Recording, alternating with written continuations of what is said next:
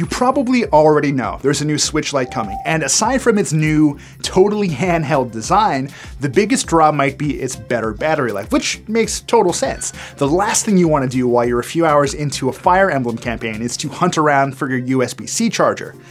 Thankfully, Nintendo has confirmed that the standard Switch will soon feature that improved battery life too. For those of you keeping count, the current or original Switch is rated for between 2.5 and 6 hours of battery life on a single charge, while the revised hardware should last between 4.5 and 9 hours.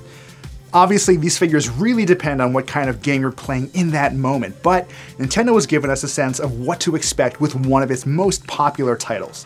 With the original Switch, you can play Zelda for about 3 hours, but on the new model, you can expect something closer to 5.5.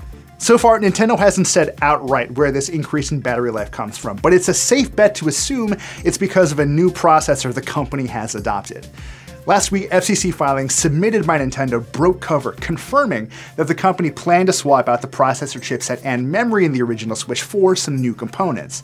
Exactly which components Nintendo is now using is not clear, but for now I think it's important to emphasize that in all of this, Nintendo hasn't promised any kind of performance improvement. The only real change here is the battery. That would suggest that Nintendo is using a newer, more efficient processor this time, maybe one with a smaller die size, but I'm gonna stay out of the weeds on this one.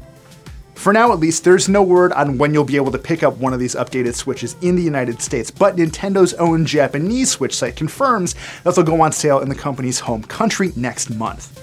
Hopefully, we won't have to wait too long before we get our own crack at these refreshed systems, but in the meantime, you should probably use these next few weeks remembering how to tell the new improved Switches from the old ones.